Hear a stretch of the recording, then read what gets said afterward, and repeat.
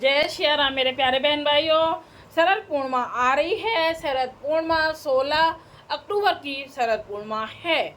उस दिन हम खीर बनाते हैं, गोपाल जी का भोग लगाते हैं, सत्यनारायण की कथा करते हैं। यही सब हम विधि विधान से पूजा करते हैं। भगवान हमारे ऊपर प्रसन्न होते हैं। सत्यनारायण भगवान बहुत प्रसन्न होंगे, खुशियाँ देंगे, सुख शांति समृद्धि देंगे। शरद पूर्णिमा के अवसर पर सत्यनारायण की कथा आप सबको मैं सुनाने जा रही हूँ। पूजा विधि इसकी मैं आप सबको बता देती हूँ। पूजा पूर्णिमा वाले दिन स्नान कर पूजा स्थान में आसन पर बैठकर श्रद्धा पूर्वक श्री गणेश, गौरी, वरुण, विष्णु आदि सब देवताओं का ध्यान करके पूजन करें। पुष्प, धूप, नैवेद्य यानी कि प्रसाद आदि से युक्त होकर स्तुति करें। भगवान से प्रार्थना करें कि हे भगवान, मैंने श्रद्धा पूर्वक फल, जल आदि सब सामग्री आपको अर्पण की है, इसे स्वीकार कीजिए। मेरा आपको बारंबार नमस्कार है। इसके बाद में श्री सत्यनारायण भगवान की कथा पढ़ें और भगवान से क्षमा मांगे। बोलो सत्यनारायण भगवान की जय।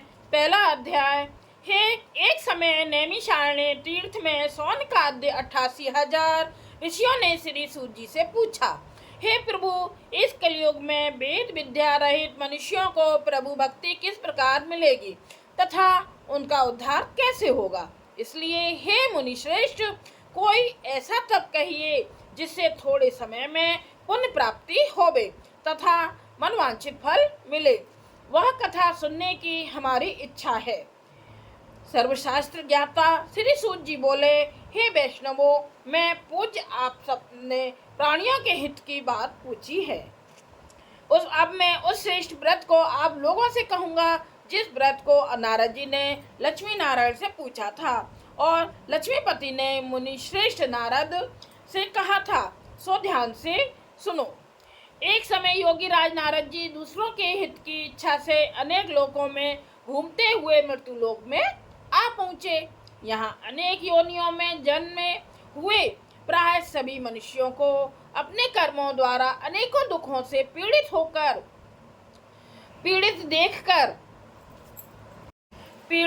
देखकर सोचा कि इस यत्न के करने से निश्चय ही प्राणियों के दुखों का नाश हो सकेगा। ऐसा मन में सोचकर विष्णु लोक गए। वहां श्वेत वर्ण और 4 भुजाओं वाले देवों के ईश नारायण को देखकर, जिनके हाथों में शंख, चक्र, गदा और पद्म थे तथा वर माला पहने हुए थे, स्तुति करने लगे, हे भगवान, आप अत्यंत शक्ति से संपन्न हैं। मन तथा वाणी भी आपको नहीं पा सकती। आपका आदि मध्य अंत नहीं है। निर्गुण स्वरूप सृष्टि के आदि भूत व भक्तों के दुखों को नष्ट करने वाले हो। आपको मेरा नमस्कार है। नारद जी ने इस प्रकार की स्तुति सुनकर विष्णु भगवान बोले, हे मुनि श्रेष्ठ, आपके मन में क्या है? आपका किस काम के लिए आगमन हुआ है? निसंकोच कहो। तब नारद मुनि बोले, मृत्यु लोक में सब मनुष्य जो अनेक योनियों में पैदा हुए हैं, अपने अपने कर्मों के द्वारा अनेक प्रकार के दुखों से दुखी हो रहे हैं।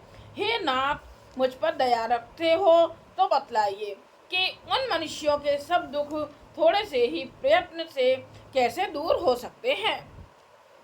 श्री भगवान जी बोले, हे नारद, मनुष्यों की भलाई के लिए तुमने बहुत अच्छी बात पूछी है। जिस काम करने से मनुष्य मोह से छूट जाता है वह मैं कहता हूँ, सुनो। बहुत पुण्य देने वाला स्वर्ग तथा मृत्यु लोक दोनों में दुर्लभ एक उत्तम व्रत है। आज मैं प्रेम बस होकर तुमसे कहता हूँ, सत्यनारायण का यह व्रत अच्छी तरह विधि पूर्वक करके मनुष्य आयु पर्यंत यहाँ सुख भोग कर मरने पर मोक्ष को प्राप्त होता है। श्री भगवान के वचन सुनकर नारद मुनि बोले कि उस व्रत का फल क्या है, क्या विधान है और किसने यह व्रत किया है और किस दिन यह व्रत करना चाहिए, विस्तार से कहिए। भगवान बोले, दुख, शोक आदि को दूर करने वाला, धन धान को बढ़ाने वाला, सौभाग्य तथा संतान को देने वाला यह व्रत सब स्थानों पर विजय करने वाला है। भक्ति और श्रद्धा के साथ किसी भी दिन मनुष्य श्री सत्यनारायण की शाम के समय ब्राह्मण और बंधुओं के साथ धर्मपरायण होकर पूजा करे। भक्ति भाव से नवेद केले का फल, घी, दूध और गेहूं का चूर्ण सवाया लेवे।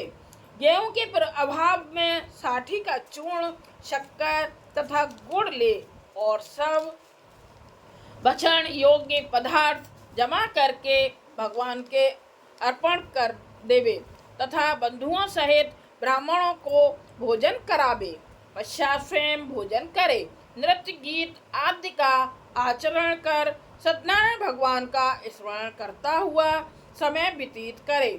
इस तरह व्रत करने पर मनुष्यों की इच्छा निश्चय पूरी होती है। विशेषकर कल काल में भूमि पर यही मोक्ष का सरल उपाय है। बोलो सत्यनारायण भगवान की जय।